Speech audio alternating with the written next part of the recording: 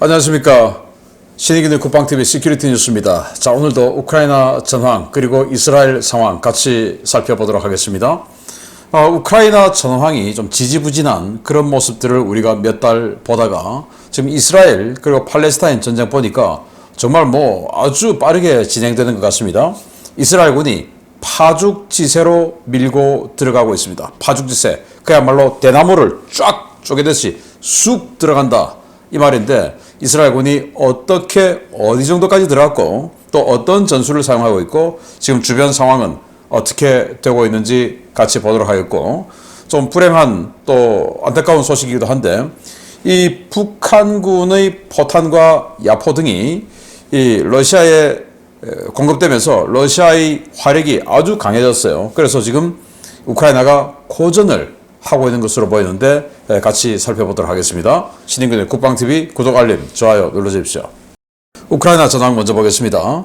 병력은 680명을 죽였다라고 발표를 했고요. 전차는 12대 격파, 장갑차는 30대 격파, 차량은 35대 격파, 특수장비는 3대 격파, 야포 23문 격파, 다란장 로켓 2문 격파, 무인 항공기 28대 격추, 미사일 한 발 요격 등의 전과가 있다라고 밝혔고요. 자, 이 대부분의 전과는 아우디우카 그리고 크판스크 이 두 군데에서 주로 전과가 나왔다라는 발표인데, 여기 보면 전차, 장갑차 등등 해서 좀 고르게 전과는 나왔습니다. 그럼에도 불구하고 지금 러시아군의 화력이 어마어마하게 강해졌습니다. 일단 북한제 포탄이 다량으로 우리 국정원 발표 100만 발 지금 줬다라는 거 아니겠습니까? 그래서 하루에 2, 3만 발씩 쏘고 있다라는 거고요. 전선 상황을 보면 우크라이나 총참모부는 주요 전선에서 40회의 교전을 했다. 그리고 적 공격을 격퇴했다라고 밝혔는데, 제가 보기에 굉장히 고전하고 있는 것 같다라는 생각이 듭니다. 바이든 대통령은 미 하원 의장, 신임 하원 의장이 이스라엘에 지원해 주는 건 오케이, 그러나 우크라이나 지원은 노 라고 하는 데 대해서 반박을 한 거죠. 우크라이나 지원 예산 없이는 이스라엘 지원도 안 해준다. 그러니까 니들 이스라엘 지원해주고 싶으면 우크라이나 지원 예산도 가결시켜. 이렇게 맞섰습니다.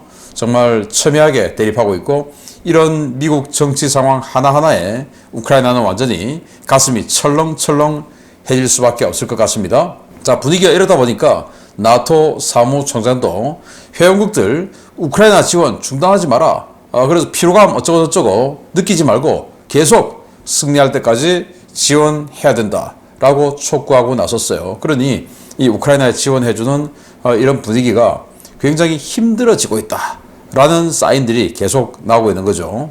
러시아의 싱크탱크가 여론조사를 했는데, 푸틴이 즉 지금 이 러시아 정부가 자 전쟁 끝내자 라고 하면 지지도가 어떻게 되는가 조사를 해봤더니, 현재 지금 경기에 딱 한국 스타일이죠. 한국전이 자 오늘 휴전하는 이 순간 여기가 경계야 라고 했던 게 한국 스타일인데, 그 한국 스타일로 지금 딱 서로 간에 통제하고 있는 영역에서 스톱, 여기서 휴전 하는데 70% 정도가 지지를 했고, 나머지 30%는 야 그건 너무하다, 그냥 2014년 이전 크림반도 그리고 돈바스 일부 이렇게를 우리가 먹고 나머지 이번 전쟁을 통해서 획득한 건 돌려주고, 이게 30% 이렇다라는 겁니다.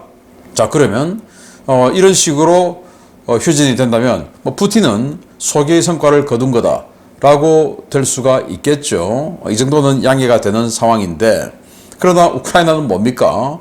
완전히 국토 이 남쪽 지방 다 뺏겨버리고 아조프에 이 러시아의 내해로 만들어주고, 크림반도 다 주고, 그리고 헤르손 남쪽까지 줘서 흑해 통행도 제대로 겁나서 하지 못하는 이런 엄청난 상황에 놓이게 되죠.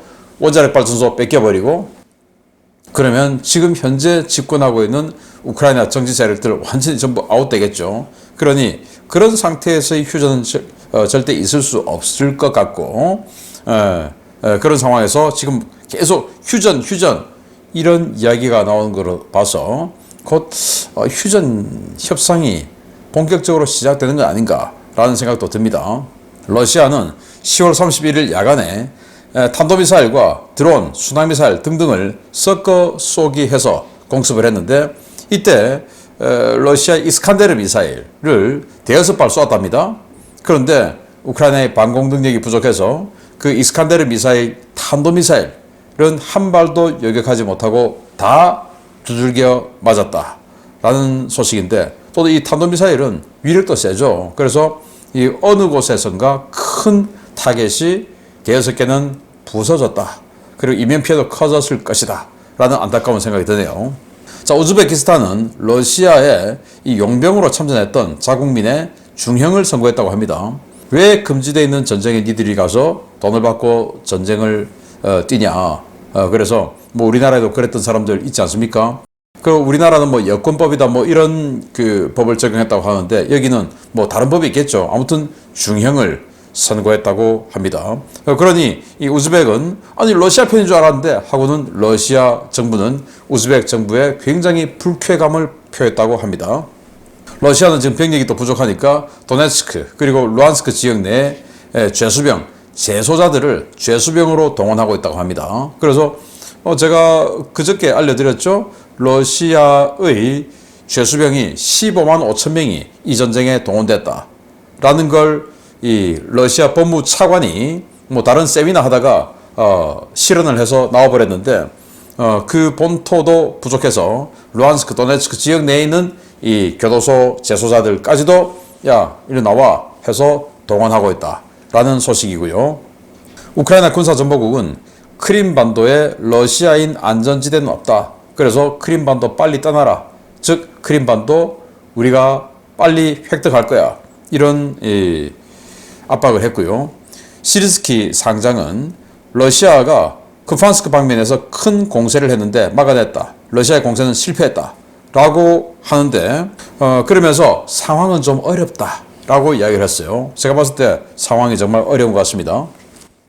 쿠판스크 전선 상황들을 보면 저는 이런 건 참 오래간만에 보는데요. 자, 여기 보시면 러시아군 진격로가 아주 굵은 이런 화살표로 쑥 내려왔죠.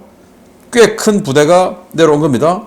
여기를 막으러 갔던 우크라이나군 기계화 부대가 있어요.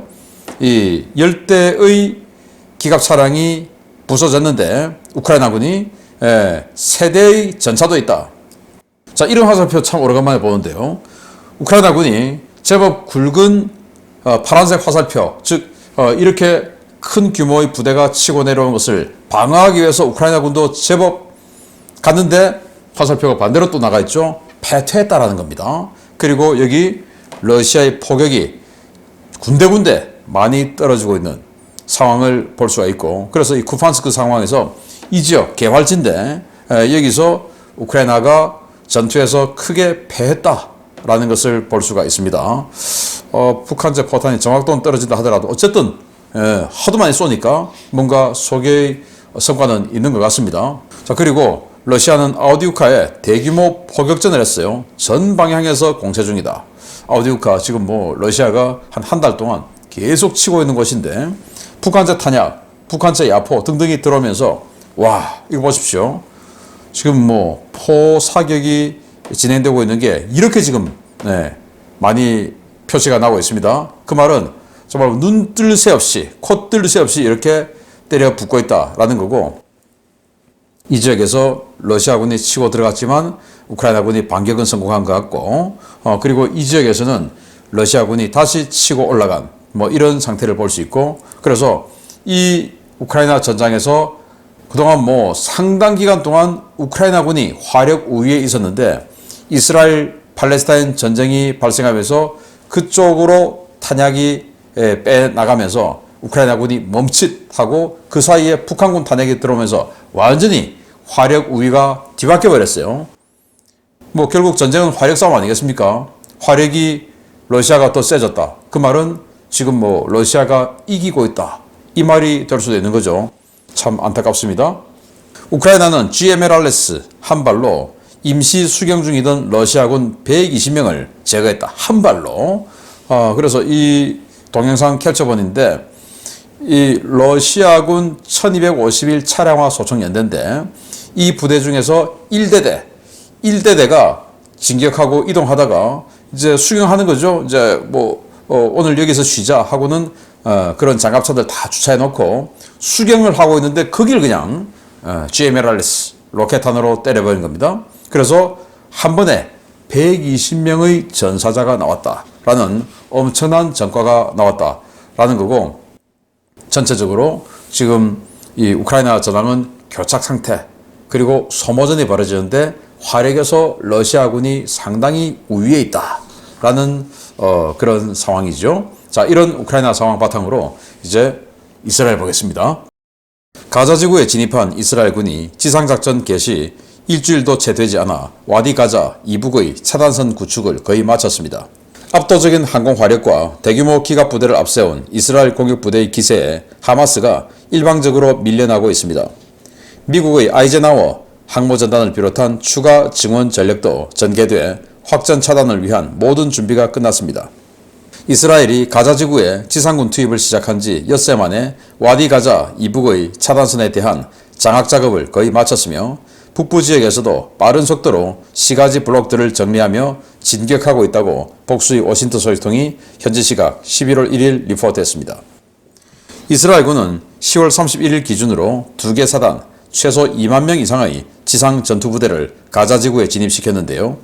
이들은 가자 지구 북서부 아스시아파 방면과 와디 가자 일대의 10번 도로 남쪽 평야지대 방면으로 빠르게 진격하고 있습니다. 하마스는 시가지 곳곳에 설치한 지뢰와 부비 트랩으로 이스라엘군의 진격을 지연시키고 건물 잔해와 민가에 숨어 대전차 무기를 날리는 등 격렬하게 저항하고 있지만, 이들이 설치한 부비 트랩의 위치는 물론 이들이 응거한 건물들의 위치가 이스라엘군의 정보망에 사전에 포착되는 경우가 많아 대부분 효과적인 저항을 하지 못하고 있는 것으로 전해졌습니다. 주목할 만한 것은 시가전의 가장 큰 변수인 가자 지구의 민간인들인데요. 이들은 이스라엘군에게 하마스 조직원들이 숨어있는 곳이나 땅굴 출입구를 적극적으로 신고하며 이스라엘군의 하마스 소탕 작전에 상당한 도움을 주고 있습니다. 이스라엘군은 어지간한 기관 포탄은 물론 200kg이 넘는 급조 폭발물 폭발에도 견딜 수 있는 중장갑 전투도저 D9을 선봉에 세우고 있는데요. 드론 정찰이나 주민신고로 하마스 조직원 은닉 건물을 확인하면 투항 권고 방송을 한 뒤 응하지 않으면 전차와 보병, 화력 지원 차량이 집중 엄호 사격을 퍼붓는 가운데 건물 자체를 전투 도저로 밀어 무너뜨리는 전술을 사용하고 있습니다. 이스라엘은 하마스의 최대 지하 거점이 있는 가자지구 북동부 베이트 하눈 지역에는 지상군 투입을 진입 초기 확보한 최소한의 교두보만 유지한 상태에서 공군과 포병의 집중 화력 투사를 퍼붓고 아스시아파와 와디 가자 경계선 일대에 지상 기동부대를 집중 투입하고 있습니다. 북서부 진격을 맡은 이스라엘군은 아스시아파에서 10월 31일 종심 3km, 폭 1.2km의 돌파구를 더 뚫어 해안교차로가 있는 요충지인 블루비치 리조트 일대까지 진격했습니다. 차단선 구축 임무를 맡은 부대는 이틀 만에 5km 이상을 진격해 해안에서 약 1.3km 떨어진 팔레스타인 대학교 인근까지 접근해 돌파구를 확장하고 있습니다. 지상군이 순조로운 소탕작전을 펴고 있는 가운데 베냐민 네타냐후 이스라엘 총리는 현지 시각 11월 1일 아침 일찍 내각회의를 소집하고 향후 전쟁 수행과 남부지역 미사일 위협 대응 방안 등을 논의했는데요. 이 자리에서 네타냐후 총리는 미 증원자산 전개 현황을 보고받고 미군과의 추가 협조 방안도 논의한 것으로 전해졌습니다. 미국은 대규모 증원 전력을 동지중해에 띄우고 확전을 시도할 가능성이 있는 아랍 이슬람 군벌들에 대한 전략적 압박에 나섰습니다. 드와이트 D 아이젠하워 전단과 나토 연합 함대가 한국 시간으로 11월 1일 오전 그리스 크레타섬 인근까지 도달했고, 튀르키예 남부 인시릴리 공군기지에는 제이담 융단 폭격을 퍼부을 수 있는 B-1B 초음속 폭격기 2대가 전진 배치됐습니다. 현재 이스라엘은 미국과 가자지구 상황 종료 이후에 대한 여러 논의를 진행하는 한편으로 이집트의 가자지구 난민을 시나이 반도로 수용하는 것을 조건으로 이집트의 대외 부채 탕감 등을 제시하며 물밑 협상을 벌이고 있는데요. 이스라엘과 서방의 압도적인 힘의 우위와 하마스의 무능과 타락 때문에 어쩌면 이번 사태가 그리 오래 가지 않을지도 모르겠습니다. 네, 시가전, 소탕전 하고 있는 모습인데요. 자, 이 모습은 설정샷이겠죠. 이런 식으로 시가지의 수색 작전을 하면 이거 다 죽는 겁니다. 기본적으로 시가지를 진입할 때 이 보병들은 한쪽 벽에 붙어야 되죠. 왜? 그래야 반대쪽 벽을 이 창이나 뭐 이런 것들을 보면서 그쪽을 엄호하면서 이렇게 갈 수가 있는데, 이런 식으로 중간으로 가면 양쪽에서 공격받죠. 한쪽으로 붙으면 한쪽은 공격 안 받으니까 딱 벽에 붙어서 가야 되는데, 이 정도로 지금 뛰어서 간다. 이건 이 골목 다 클리어하고, 자, 설정샷 찍자, 홍보사진 찍자 해서 지금 하는 거 아니겠냐. 이 정도로 지금 시가지 진입해서 많은 부분을 클리어하고 있다라는 건데요. 자, 지도를 보면 이렇습니다. 자, 여기 이만큼 들어갔었죠. 근데 그게 쑥 들어가서 시가지 안쪽으로 들어갔습니다. 이제는 이 도로를 타고, 중심도로를 타고 안으로 들어갔어요. 북서부 해안에서 타고 들어오던 부대는. 그리고 이 북동부 이 지역은 여기 베이트 하눈 이 지역이 하마스 무장 세력들의 완전히 그냥 굉장히 밀집되어 있는 지역이었어요. 평소에 이스라엘을 로켓포로 공격하고 하던 바로 그 지역입니다. 여기서 이런 쪽으로 공격할 수도 있고 북쪽으로도 공격할 수 있고 뭐 이러니까, 여튼 여기가 하마스 부대들이 아주 많이 있던 곳인데 들어가지 않고 여기는 개활지까지만 딱 그 교도보를 확보하고 계속 아직도 포격과 전투기 폭격 등으로 여기는 이 공격하고 있고, 이 지역은 지금 쑥 들어갔어요. 자, 또 이 남쪽인데요. 이 남쪽 어제 제가 알려드렸던 건 이 10번 도로 여기까지만 진출한 걸 보여드렸는데, 이제 더 안으로 들어갔습니다. 안으로 들어갔고 여기서 지금 전투가 벌어졌다라는 걸 볼 수 있는데, 이 전투 벌어진 이곳, 그러니까 이 서쪽에서 위에 있는 별표, 빨간 별표, 저기가 이제 전투 마크예요. 저기가 바로 팔레스타인 대학교라고 합니다. 팔레스타인 대학교가 뭐 우리처럼 대학교 그러면 뭐 엄청나게 넓은 이건 아니고, 뭐 고등학교 정도 되는 그런 운동장, 건물 2개, 요 정도 있는 곳인데 여기에서 전투가 벌어졌고, 그래서 이쪽 그 차단선 북쪽에서 전투, 그리고 차단선 남쪽에서 전투, 그리고 팔레스타인 대학교에서 전투, 그리고 이제 아마도 오늘 오전쯤 되면 이 해안도로까지 완전히 그냥 막아버리는 이런 기동이 되지 않았을까라고 생각이 되고, 자, 이래서 이 인구 120만 정도가 있는 이 북부 지역이죠. 가자시티와 노스 가자 이 지역을 완전히 그냥 이제 다 막아버렸어요. 이제는 뭐 꼼짝없이 도간에 든 쥐다. 그리고 여기에서 이 남쪽으로 가는 땅굴들이 있겠죠. 그건 당연히 지금 수색하고 처리하고 뭐 이런 건데, 자, 이 시가전을 할 때 가장 두려운 게, 예전에 뭐 베트콩 마을 사람들하고 섞이니까 누가 베트콩이지 알 수가 없다, 다 죽여 뭐 이렇게 됐다는 거 아니겠습니까? 그런데 지금 이 팔레스타인 시민들이 여기 부비 트랩이 있어요. 저기 하마스 숨어 있어요. 이런 걸 신고를 그렇게 많이 한다는 겁니다. 제가 어제 알려드렸죠. 하마스 부의장이 러시아 RT-TV와 인터뷰에서, 아니 그들은 난민들이니까 우리가 보호할 의무가 없어. 평소에 세금 걷어가지고 먹었으면서 세금을 걷었으면 보호할 의무가 있는 거죠. 그런데 우리가 보호할 의무가 없어. 그건 유엔과 이스라엘군이 보호할 의무가 있는 거지. 우리 싸우려고 땅굴 판 거지. 거기 방공호하려고 판 거 아니야. 그렇게 인터뷰를 했죠. 그런 분위기가 시민들이 왜 모르겠습니까? 그러니 어차피 이스라엘이 이길 거야. 자, 그런데 여기서 내가 하마스로 오해받으면 나 죽어. 그러니 하마스가 아닌 것처럼 보이면 어떻게 해야 됩니까? 적극적으로 신고해야 되죠. 그래서 저기 부비 트랩 있어요. 저기 이 건물에 하마스 있어요. 이렇게 그냥 뭐 아주 적극적으로 신고를 한다라는 거예요. 자, 그래서 지금 이 선봉에 D9 전투 장갑 도저 이걸 앞세우고 가는데, 이게 워낙 덩치가 크고 힘이 좋아서 건물 이런 거 3, 4층짜리 그냥 무너뜨려 버린다는 거예요. 그래서 정찰이나 신고 등으로 해서 저 건물에 하마스가 있다 라고 신고를 받으면 방송으로, 야, 니들 항복해.